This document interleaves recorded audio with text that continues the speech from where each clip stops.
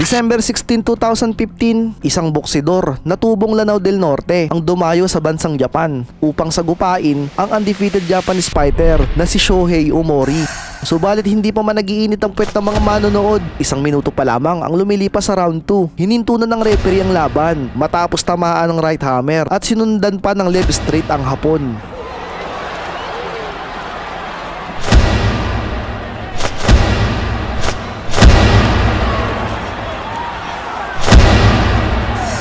Matapos ang 2 taon, April 4, 2017, muling naikasa ang rematch ng dalawa. Dito, paglalabanan nila ang bakanting WBO World Bantamweight title. Ang titulo ay dati ng hawak ng Pinoy, ngunit diniklarang bakante ito nang hindi magawang mamintinan ni Tapales ang timbang para sa Bantamweight division.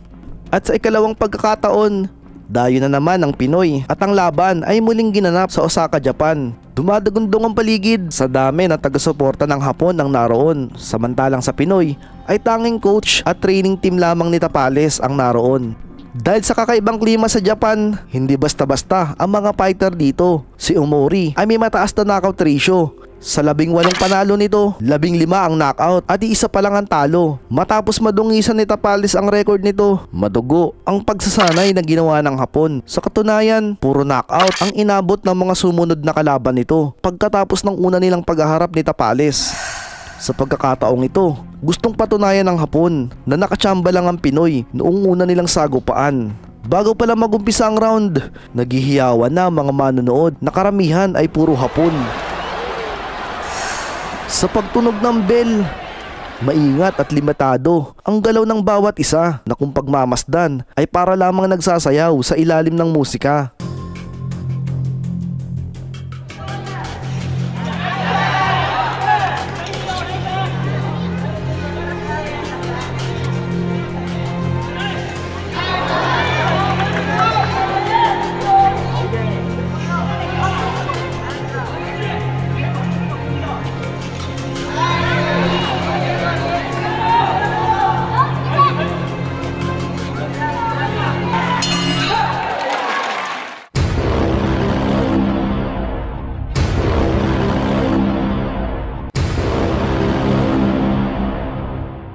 Sa laban na pinapakita ng Hapon, malaki ang improvement nito kumpara noong una nilang paghaharap sapagkat madalas itong makapagpatama ng mga malilinis na tira kumpara sa Pinoy. Marahil, bunga ito ng determinasyon at pagnanais na makabawi sa ginawa sa kanya ng Pinoy.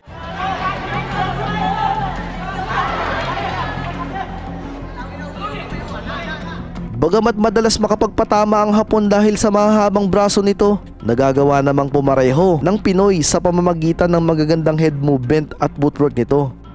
Pagpasok ng round 5, naghiyawan ang mga manonood ng ilang kombinasyon at isang malakas na right liver shot ang naipatama ng Hapon. Halatang nanghina ang Pinoy at sa sandaling iyon, nasa bingid na ito ng katapusan. Isang magandang tira na lamang hinihintay at kaya nang wakasan ng Hapon ang laban.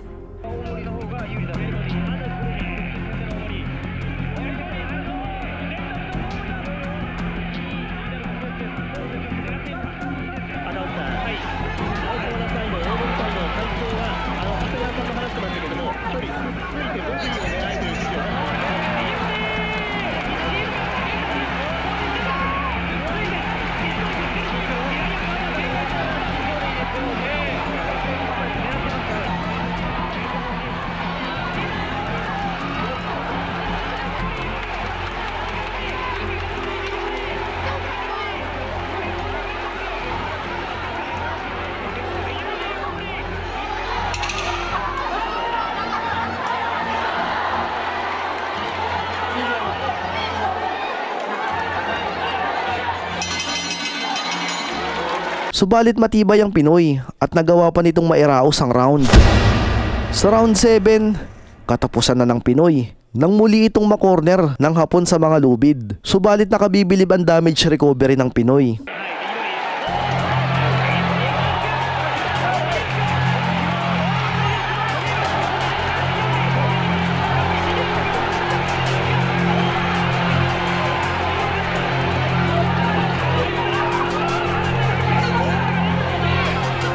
Pagsapit ng round 9, Pareho ng pagod ang dalawang mandirigma, hindi lamang sa pisikal na katawan, kundi pati na rin sa kanilang emosyonal na diwa. Subalit kailangan maging mahinahon at mangibabaw ang disiplina, sapagkat isang pagkakamali lamang ay maaaring mawala ang ilang buwan nilang pinaghirapan sa training.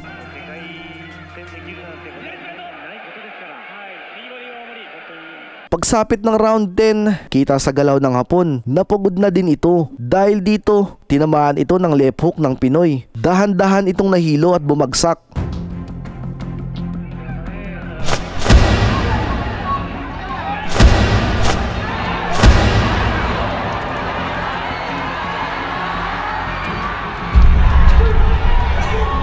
Ginampanan ng referee ang trabaho niya.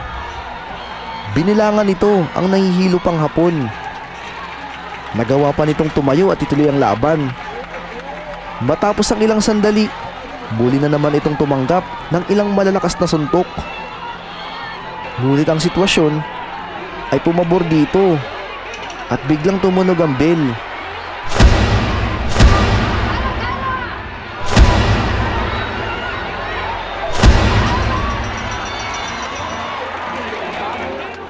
Pagsapit ng round 11, pinatunayan ng Pinoy ang pagiging veterano nito. Walang segundong sinayang.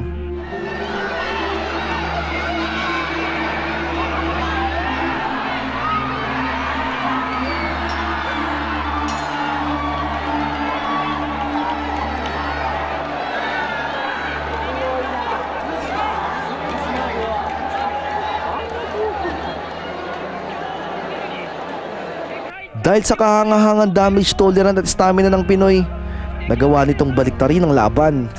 Sa December 26, 2023, maglalaban si Marlon Tapales at ang The Monster ng Japan, Naoya Inoue. Dito nakataya ang 4 na belt, IBF, WBA, WBC at WBO. Ang mananalo ay tatanghaling undisputed champion para sa Super Bantamweight Division. Si Omori at Inoue ay may kaunting pagkakapareho ng estilo pagdating sa mga atake at body shot.